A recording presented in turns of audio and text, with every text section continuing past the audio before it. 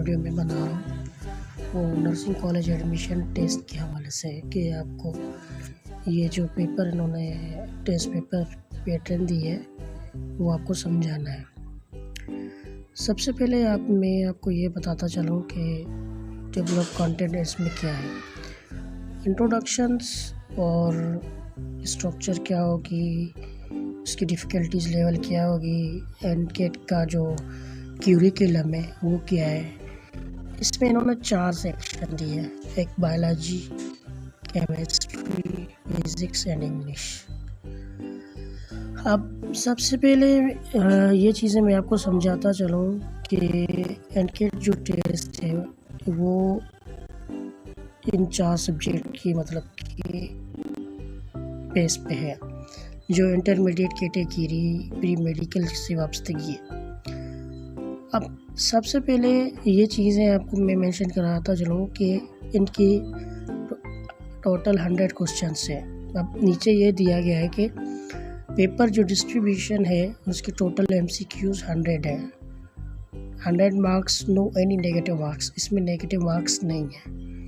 अब एनकेट की जो डिस्ट्रीब्यूशन है, ड्यूरेशन है, वो 100 मिनट्स है और पेपर बेस्ड जो है वो इन चीज़ों की बेस पे है कि 4 years nursing generic program as per advertisement, इसमें इंटरमीडिएट 12 इयर्स एजुकेशन क्वालिफिकेशन जो प्री मेडिकल किसी भी बोर्ड से रिकग्नाइज किया गया।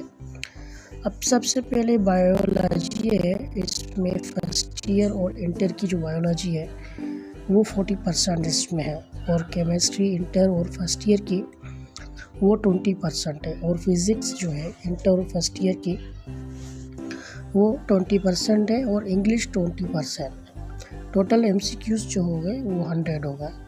अब इसमें डिफ़िकल्टीज लेवल की इन्होंने 3 कैटेगरीज दी है। 25% MCQs ईजी होंगे और 60% MCQs मॉडरेट होंगे, मतलब उससे थोड़ा डिफ़िकल्ट में जाएगा, और 15% डिफ़िकल्ट होंगे। अब इन्होंने बायोलॉजी की जो एक क्राइटेरिया दिया है उसमें इन्होंने यूनिट्स भी बताए हुए हैं, टॉपिक्स भी बताए हुए हैं कि भाई सेलुलर लाइफ्स में से क्या आएगा आपके पास टेस्ट में अंदर, वो virus, AIDS and HIV infection के मुताबिक, और बायो एनर्जेटिक्स जिसमें respiration, genetic, biological molecules, biological importance of water, carbohydrates, proteins, lipids, ribonucleic acids, RNA, conjugated molecules, structure of DNA, ये सारी चीज़ें इसमें आपने देखा होगा कि ये सारी चैप्टर्स इन्होंने ऑलरेडी बताए हुए हैं, और टॉपिक भी बताए हुए हैं कि भाई हम ये जो टेस्ट कंडक्ट करने जा रहे हैं बायोलॉजी के हिसाब से, तो ये टॉपिक्स इसमें ऑलरेडी इन्होंने मेंशन किए हुए हैं। सेल स्ट्रक्चर और functions, coordination and control, enzymes, evolutions, reproduction, support and movements, और inheritance, circulation, immunity, respiration, digestion and homeostasis and biotechnology. अब आते हैं केमिस्ट्री पे। अब केमिस्ट्री में इन्होंने जो यूनिट्स दिए हुए हैं वो है टोटल 19 दिए हुए हैं। अब 19 टॉपिक्स में से सबसे पहले टॉपिक्स आपके फंडामेंटल ऑफ केमिस्ट्री है, एटॉमिक स्ट्रक्चर है, गैसेस है, सॉलिड्स है, और केमिकल इक्विलिब्रियम है, और रिएक्शन काइनेटिक्स है, thermochemistry, electrochemistry, chemical bonding, S&P block के जो एलिमेंट्स हैं, transition elements, organic chemistry base, hydrocarbons, alkyl halides, alcohols, phenols, aldehydes and ketones, carboxylic acid, micromolecules, industrial chemistry. अब physics पे इन्होंने जो टॉपिक्स दिए हुए हैं वो यूनिट्स टोटल है फ़िज़िक्स के 15 हैं। अब उनमें से वेक्टर और इक्विलिब्रियम, उसमें addition, vector, scalar product, sector, vector products, और दूसरा टॉपिक यूनिट है force and motion, work and energy, rotation and circular motion, fluid dynamics, waves and SHM, or thermodynamics, electrostatics, current, electricity, magnetism, electromagnetic induction, alternating current, and electronics, moderate physical and atomic structure, and nuclear physics. अब चौथा जो section था वो था हमारा English, जिसमें reading and thinking skills हैं, जिसमें शॉर्ट पैसेज क्वेश्चंस और आंसर्स आएंगे, कॉन्सेप्चुअल मीनिंग्स होंगी, फॉरगेटिव लैंग्वेज होगी जिसमें इमेजिनरी, मेटाफोर, सिमाइल, और उसमें दूसरा फॉर्मल और लेक्सिकल एस्पेक्ट एंड ग्रामर आएंगे, जिसमें वोकेबलरी होगी, टोनेम्स सिनोनिम्स होंगे, active and passive voice, direct and indirect speech, preposition, verbs, spellings, fill in blanks, writing skills जिसमें proofreading and editing, sentence structure, errors, grammatically आपको वो show करना, मतलब कि ग्रामेटिकली आपसे पूछेंगे, यूजेज, एरर्स, करेक्ट स्पेलिंग। अब इन्होंने एक टेस्ट पेपर्स दिया हुआ है कि आपको जो आंसर शीट है वो कैसे फिल करनी है।